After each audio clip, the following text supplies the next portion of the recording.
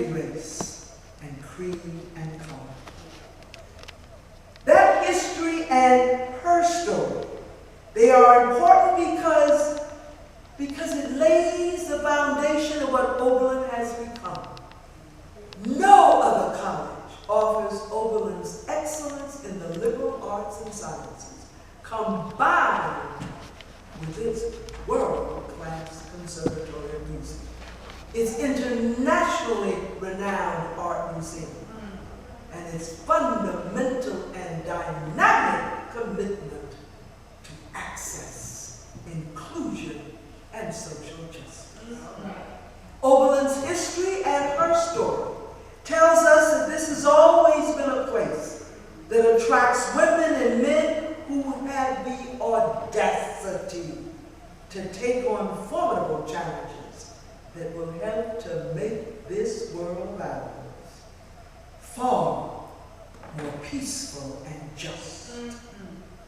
Over the past 175 years, the college has produced graduates such as Lucy Stone, the great leader in the fight for women's rights, John Mercer Langston, the first African-American elected official in U.S. history, John L. Dubé, the founding president of the African National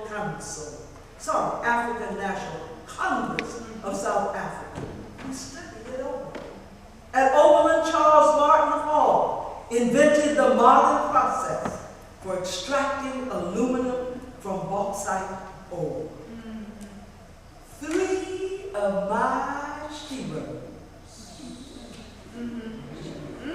graduated from Oberlin. Now look, for every hero in the world, there's at least one Sheba.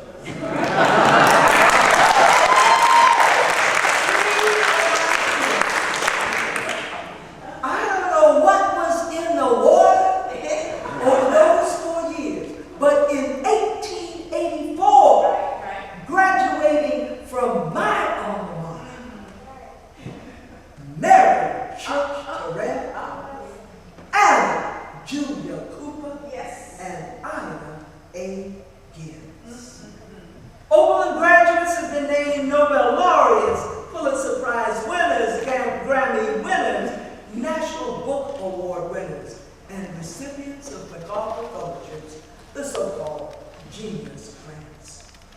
The late Donald J. Peace, who served this district as congressman for 16 years, began his political career on the Oberlin City Council. The list of accomplished citizens and graduates goes on and on. Those graduates are a part of a living legacy that has given Oberlin its special place in the world. Today, when I was at the high school, the Brother Soup, where's the Brother Soup? There's the Brother Soup. Used words of Dr. Martin Luther King in an address that he gave at Oberlin College, a commencement address. And I only want to lift up a few lines because they so capture exactly how I feel every time I come home to my alma mater.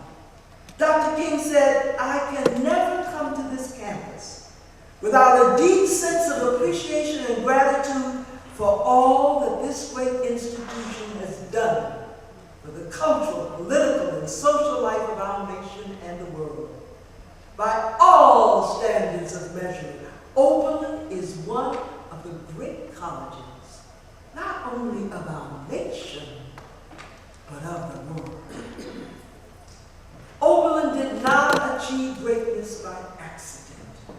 It occurred because women and men from the college and the city of Oberlin were not afraid to be agents of change, fighting for what they believed was right. That hard work by students, faculty, and staff of the college, and by the civic and social leaders and the citizens of the city of Oberlin, must continue. The relationship between a college and a place called Oberlin has not always been the best. It's had, frankly, its ups, and it's had its downs. Sometimes the college has ignored the needs and the hopes and ignored the contributions of the Oberlin community.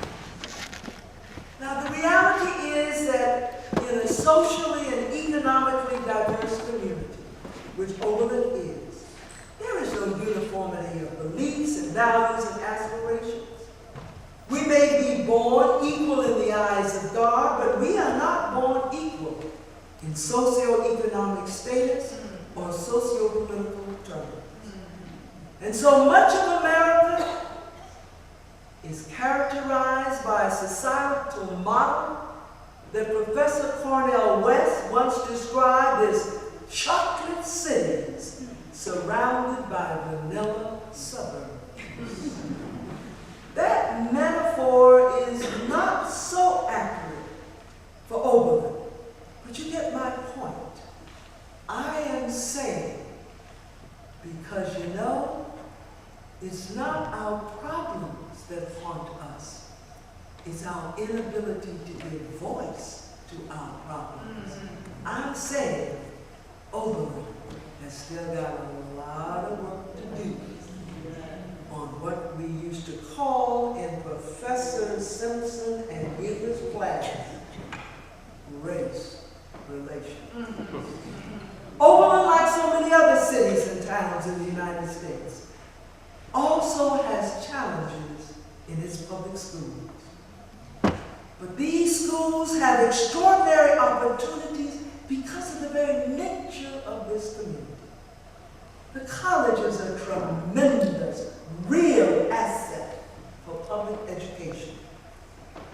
As you know, in recent years, and especially since Brother President Marvin came into office, a very productive partnership is thriving between Oberlin College under his leadership and the school system under the leadership of the Brother Superintendent Jeff Andrews.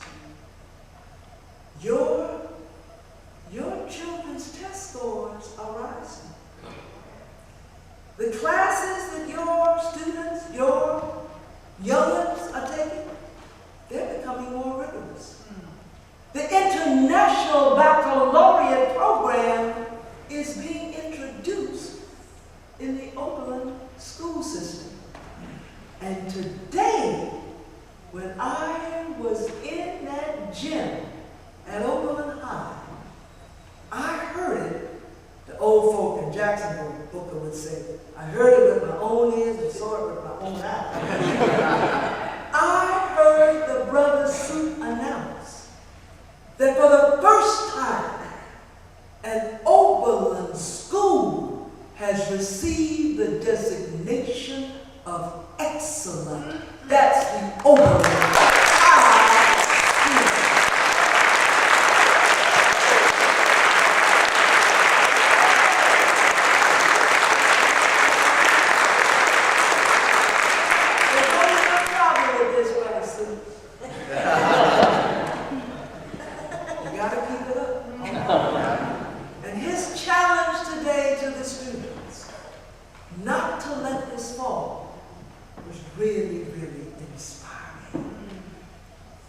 As you know, Oberlin College says to every student in the high school that if they would simply do the work and do it well, they will have a scholarship to one of America's premier liberal arts colleges.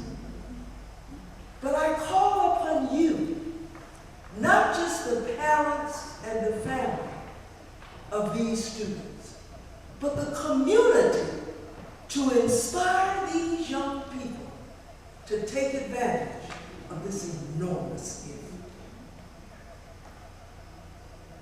The relationship between the college and the community cannot just be, though, a financial relationship.